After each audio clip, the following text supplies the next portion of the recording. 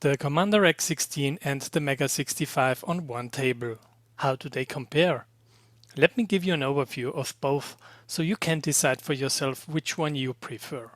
We will cover the hardware, the software, how modern they are, how old school they are, what the price point is, and finally I would like to say one or two sentences what these computers have to offer for the programmer, the gamer and the tinkerer. Welcome to the 8-bit theory.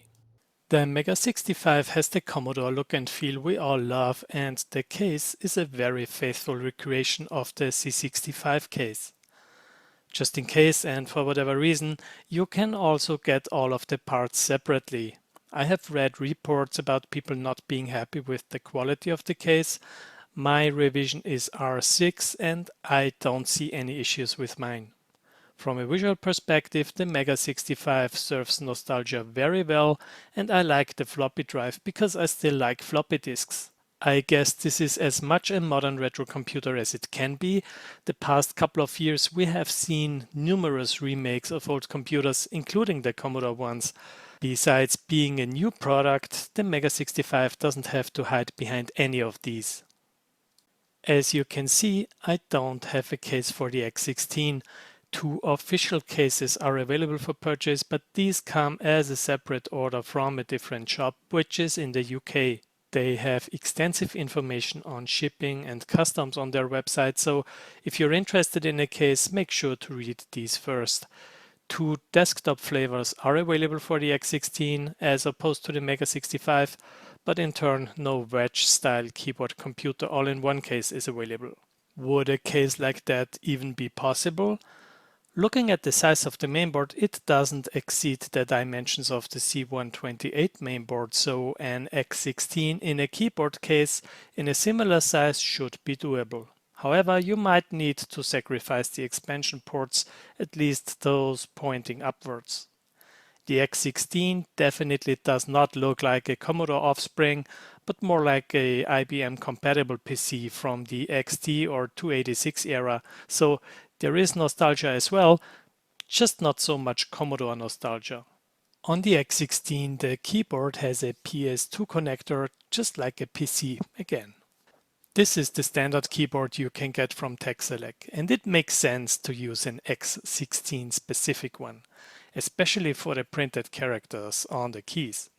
When looking at it, the layout is definitely unique. It's inspired by PC keyboards, but also has the Commodore Petsky characters printed on them. By the way, the X16 supports local keyboard layouts, which is good, but then I will need stickers for mine as there is no local keyboards available. In contrast to the Mega65, this is not a mechanical keyboard, and that shows, but I'm not complaining at all. It's okay for the price, which we will talk about later. And I really like some of the changes to the layout, like the larger backspace key. There used to be a mechanical keyboard for the X16, but the vendor seems to be out of business. Let me know in the comments if you know more about available X16 keyboards. On the Mega65 we have a mechanical keyboard. It's the best typing experience you can get. While I type a lot in my day job and even in my retro free time, I'm not much into the mechanical keyboard topic yet, but I'm confident that this one is one of the best keyboards I ever owned. The connection to the mainboard is proprietary, so while the pinout of the connector is documented, it needs some extra efforts to use a different one. What I always struggle with is the keyboard layout on the top right hand side. I keep hitting the home key when I really want to press the delete key. That's the case on all the Commodore keyboards and unfortunately also on the Mega65. Just like the case, the keyboard is a recreation of the C65's keyboard. And that's a bit unfortunate in my opinion. I would rather have 8 F keys that I can directly press instead of 14, where 50% are only available through the Shift key. So I hope Mega65 software will use the odd function key numbers first. That still provides access to 7 functions. Otherwise, I'm afraid F9 to F14 won't be used at all anyways. But the Mega65 also has really nice improvements on the keyboard side, especially the cursor keys are finally fixed. And I just love to type on this keyboard. Did I already mention that? Before we get to the hardware inside, I want to put your attention to a well-known but maybe not so well recognized fact. The scope between these two projects is vastly different. Creating the perfect 8-bit computer for the X16 team meant leveraging on components that existed back in the day and still are available today. The Mega65's vision is different. The team wants to finish a product that was stopped, including most of the relevant components. Looking at projects like the VERA or also the VIC-2 Cavari, I think you agree that designing just one graphics chip is a multi-year project in itself. I don't say this to say one project is better than the other. I say this to bring it to everyone's attention that the steps involved in the projects are very different. Okay, let's see what this means and talk about sound and video. The Mega65 has 4 SIDs and 2 8-bit DACs, so the sound you will hear will be very similar to what you're used to from the C64 and C128, plus the ability to play back digital sound samples, just like a Sound Blaster. So if you liked dual SID mods for your C64, the Mega65 doubles that and adds digital sound samples on top.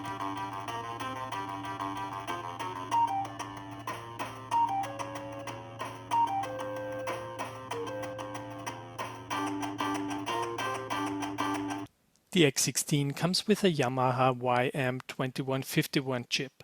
In contrast to the SID, this one provides FM synthesis.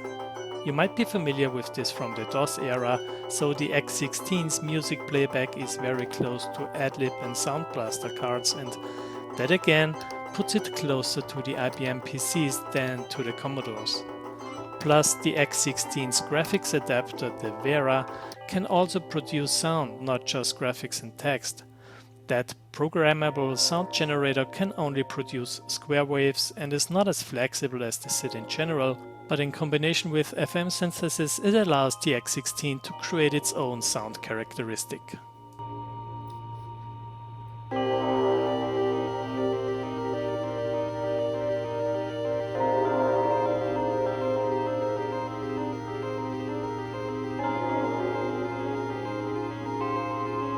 What about video capabilities? The X16 uses the VERA chip, which is an FPGA component, and it's basically feature complete, which was confirmed by David on Discord recently. If bugs appear, they will be fixed, of course, and I think there is no PAL video mode for this super video connection so far, but as I am only using VGA output, I don't see that as a problem. Documentation on the VERA is very clear and concise. It comes with 128 kilobytes of dedicated onboard VRAM. The maximum resolution is 640 by 80 with 256 colors. These can be picked from a palette of 4096 colors overall. It can display an astonishing number of 128 sprites, and it provides 2 layers, each of which can either be tiled or bitmap mode. In comparison to that, we have the VIC-4 chip on the Mega65, and its design is very different. It can access up to 384 kilobytes of RAM, and this is shared with the CPU and the system in general. And you can specify where in memory the video memory is located to not run into any conflicts. The resolution can be up to 640 by 400, also with 256 colors, this time from a palette of 8 million colors. The VIC-4 still only provides 8 hardware sprites and a single layer, but it comes with something called Raster rewrite buffer. That allows you to write to a scanline multiple times with the option to keep certain pixels transparent, so you can use this to effectively draw multiple layers or use more than 8 sprites. Check this video for a great explanation on the RRB. And of course, there's even more differences to these video chips. Especially interesting is a feature set on the VERA called VERA FX. As far as I understood correctly, that allows the VERA to take over CPU time-consuming tasks. It provides a line draw helper, a polygon filler helper, and an affine helper. In addition to that, it can also act as a hardware multiplier for 16-bit inputs. CPU power is very important for graphics capabilities, so the Mega65 with 5 times the CPU power might be the clear winner just because of that. But the second reality demo on the X16 also showed that an 8 MHz CPU in combination with VERA FX can achieve results comparable to a 486DX system. So I'm glad to see that it's still the programmer's skills that makes the difference in how to get the most out of these systems. And just look at how late in the C64's lifetime new graphics tricks have been discovered. The demos you see here are the second reality demo on the X16 and the Mega Poly demo on the Mega65. Besides looking great, they also feature great music. That's yet another reason to check them out. Both demos come on the SD cards that ship with the computers, and you will also find the YouTube links in the description. I was a bit surprised to see that the VERA doesn't have the traditional border around the screen. You might think that's not needed, and you're basically right. I was always wondering what that would be for, but I learned that now adjusting the picture becomes much more important, and some monitors just can be picky about that. Let's also have a quick look at the most obvious numbers: available memory and CPU speed. The Mega65 comes with 8,3 megabytes of RAM, up to 384 kilobytes of that are mapped to VRAM. The X16 comes with 512 kilobytes, up to 2 megabytes of RAM, plus 128 kilobytes of dedicated VRAM on the VERA PCB. The X16 runs at the CPU speed of 8 MHz. The CPU and the CIAs are labeled as 14 MHz chips, so they could run faster. But as far as I remember, there used to be a jumper for 12 MHz on a dev board in an earlier video of the 8-bit guy, but the system became kinda unstable at that speed, and that's fine for me. I like 8 MHz. It sounds like something that would have been available back in the day. Also, you can go down to 4 or 2 MHz via jumper.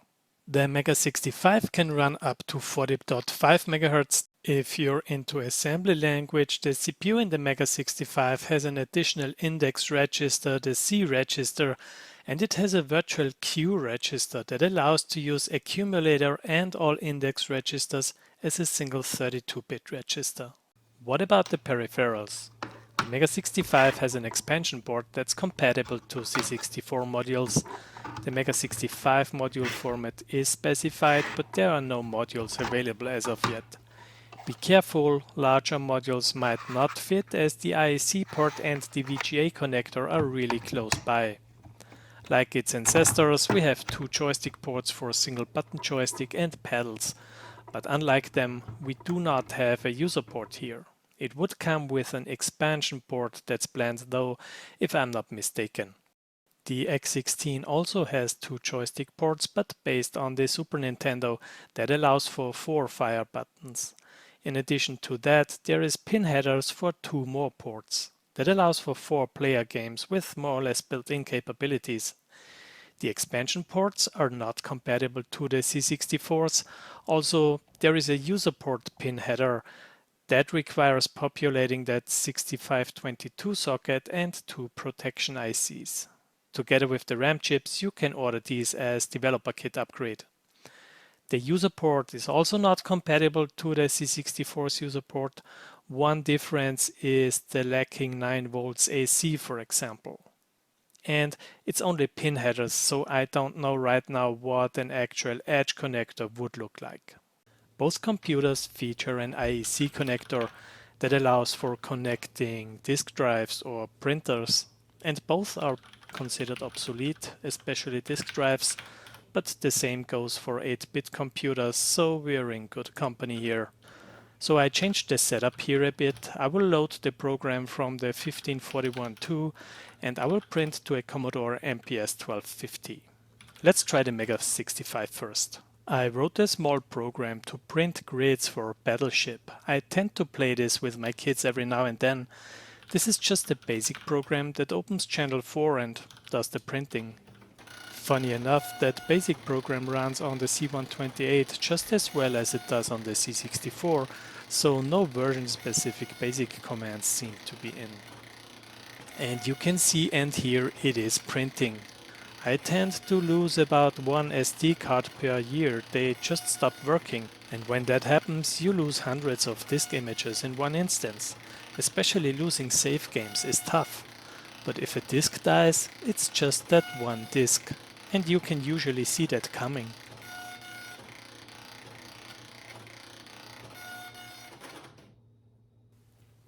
So this is daisy-chained, just like on a regular 64 or 128.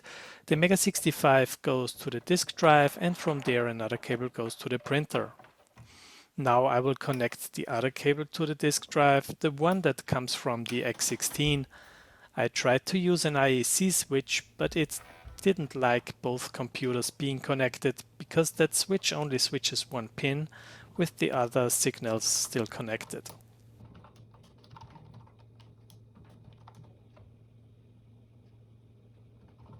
Okay, loading on the X16 works as well. List shows the code. Let's type run.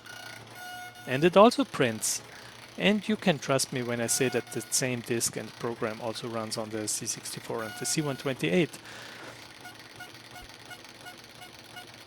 And here's the result, a grid for playing Battleship, printed on two different computers. With all the features built in, are there still upgrades possible? We talked about the X16's expansion board already. What I didn't mention yet is that you can upgrade the CPU to a 65816. In addition to that, there is some add-on cards already available on techselect.com. The Mega65 has a trapdoor expansion connector. The expansion board is probably a candidate for that, but we will have to see what will that be. Okay, so much for the hardware. Let's have a look at the software, and we will look at the kernel, BASIC, and the available software in general. Both kernels are very much different over the original Commodore ones. That means that kernel addresses and zero-page locations, which are especially important for assembly language programming, are not yet fully stable and still subject to change. Both projects discourage directly accessing ROM addresses outside of the public API jump table as a result of that. On the Mega65, zero-page addresses hex A to hex 8F are used by BASIC, so you can use these for your machine language programs if you're not calling any methods from the BASIC ROM. The X16 zero-page looks quite tidy and clean. Addresses 2 to hex 21 are reserved for setting parameters when calling kernel methods. Hex 22 to hex 7F are free for the programmer to use. That's 93 bytes available in the zero page, which is amazing. Both computers start with the basic ready prompt, but you knew that already. What most people are probably not aware of, different Commodore BASIC versions also differ in execution speed of BASIC programs. I wrote the QR code generator a while back in Commodore BASIC, and I executed it on the C128, the C64, the Mega65, and the X16, of course with changes according to the platforms. And I divided the duration by the processor speed. X16 and C64, both with BASIC V2, needed about 2630 seconds to generate the test QR code when put in relation at 1 MHz. The C128 with BASIC 7 even about 3050 seconds, that's about 15% more time required, and the BASIC 65 implementation took only 960 seconds, that's about 36% of the time at the 1 MHz equivalent.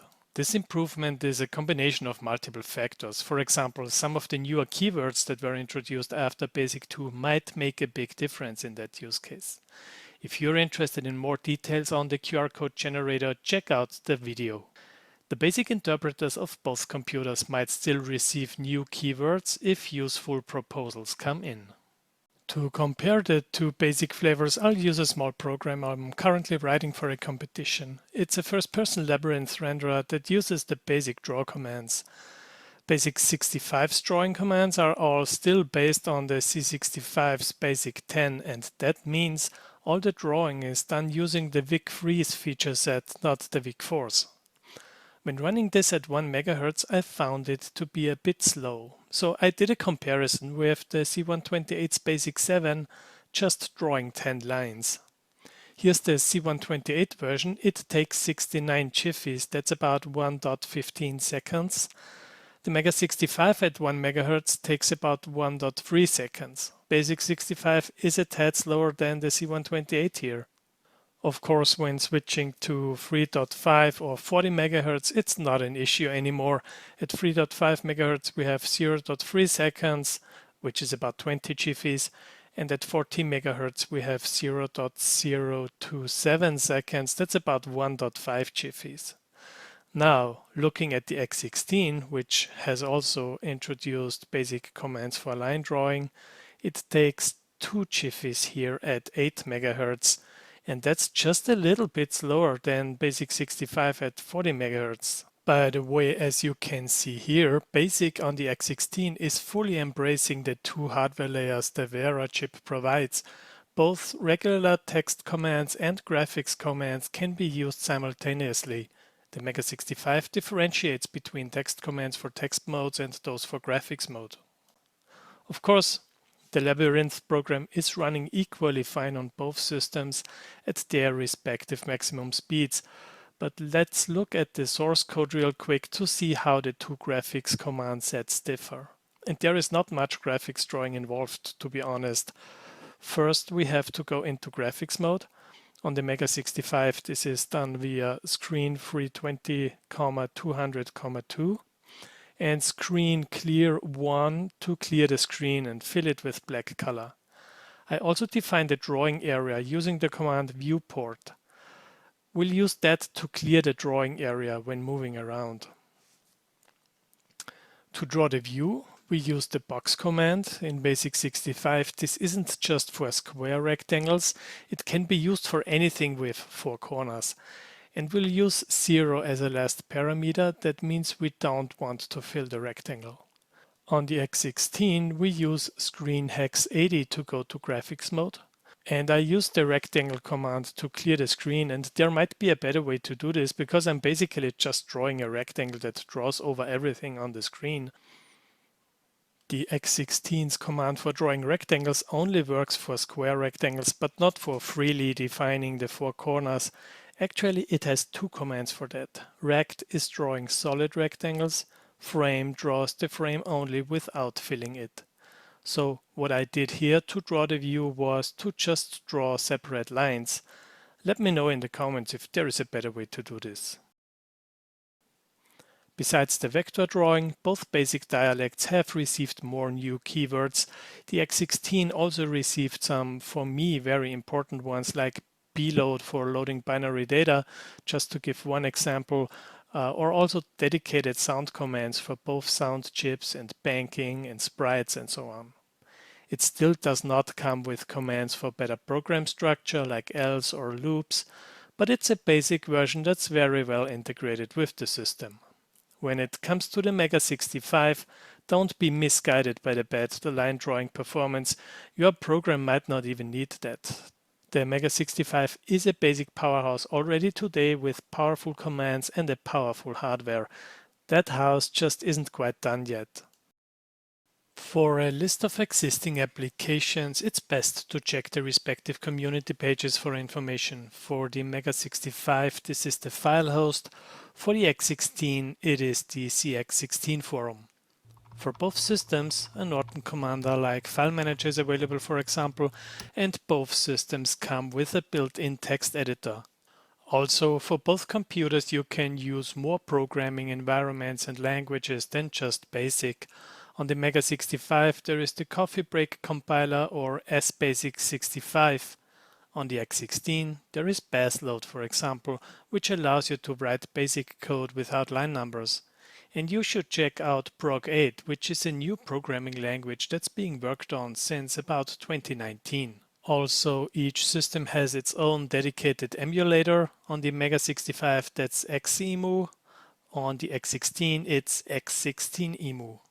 These are individual developments that are not based on any VICE-related functionality as far as I'm aware. So for both you might need to adapt a bit, but also both are great emulators, and I can't stress enough how valuable these are for programming for retro machines. How modern are these two machines? Both have a real-time clock, both have SD card slots. The Mega65 also has an Ethernet port built in, and the X16 can be as modern as the extension modules allow for. When it comes to nostalgia, on first sight, the Mega65 looks like 100% Commodore, and I talked about the outside view already. When turned on, some things don't feel quite ready yet, like the mounted image isn't remembered when you reset the system. Same goes for the drive numbers. Also, I would have liked some soldering points on the mainboard, for example, for selecting the core to boot from. There are dip switches for that on the board, but these are SMD and not really accessible well for soldering irons. I just don't think that FPGA needs to be a reason to keep your retro computer away from that soldering iron. I spent about 10 hours of coding on the actual Mega65 so far, and typing on the keyboard is great. The 50 lines text mode also make it a real joy. As long as you're coding and executing programs, I forget about the immersion break, but as soon as I have get back to the freezer, it breaks again. The X16, on the other hand, makes it very clear that it doesn't come from Commodore's drawing board, but then when I received it, put it on the desk and turned it on, it just worked. I didn't have to insert an SD card just for it to be able to boot. I didn't have to configure anything up front, it just worked. And it feels rather complete and done. Still, there are free upgradable components in the system, the VERA, the system ROM, and a microcontroller, but they won't need any attention for a start. So, while the Mega65 feels more retro to me at first glance, the X16 feels more retro when actually being in touch with it. Let's talk about money. I bought both computers. As I'm living in the European Union, I had to import the Commander X16. All the prices I'm talking here are without tax, by the way. So these are the components one by one. The Mega65 comes cheaper when you buy the full product, but the X16 only comes as a kit anyways. The cost for the Mega65 was 666 euros and the X16 cost 450 euros in total. Shipping was way cheaper for the Mega65, of course, as this was inside of the European Union. I had to pay 110 euro for customs and import handling fee for the X16, and that's basically the same price as the tax that's on the Mega65. Please don't take this as a professional advice for international orders. This was just my situation and outcome. I only share these numbers as that's what I actually had to pay. I'm not making any assumptions here. So while my X16 came at a lower price than the Mega65, it would have been equivalent if I had also ordered a case. The cost for that would have been between 160 and 180 euros, I think, and then both computers would have cost more or less the same.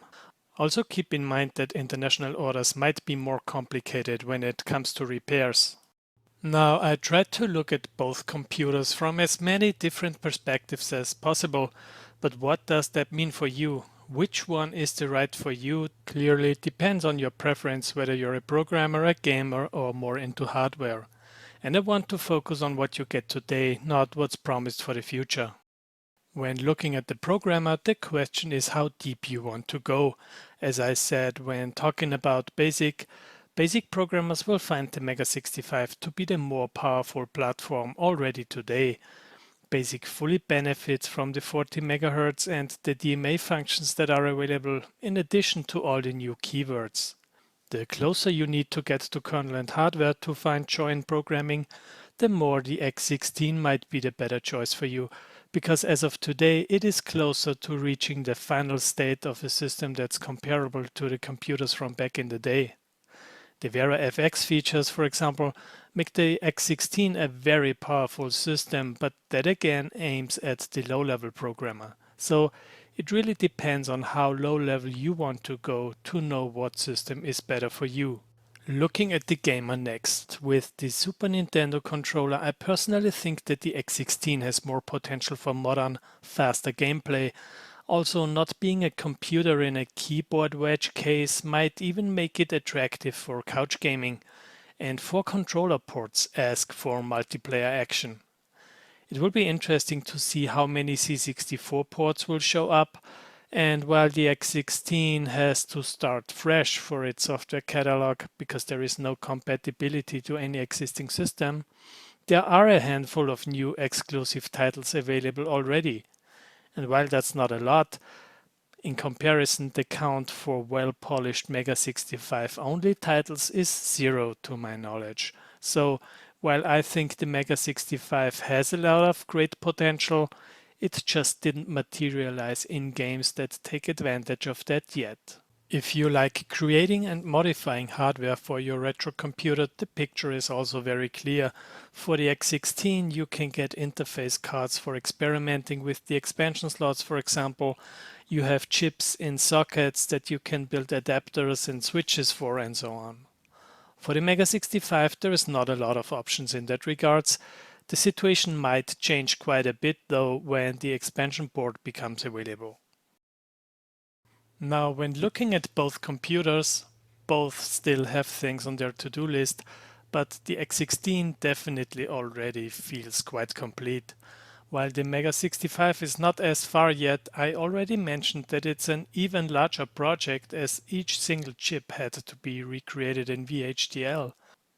Both computers have active communities with people who evolve the ecosystems and people you can have a chat with about their projects, and both communities will be happy to see your contributions if you are looking for something to contribute to. For the next video, I would like to go back to the Commodore 128 and the VDC chip again. Looking at these modern 80-column video resolutions makes me wonder how far away from the modern world the C128 really was. That's it for today. Thanks for watching. See you next time here at the 8-Bit Theory. Obsolete but not useless.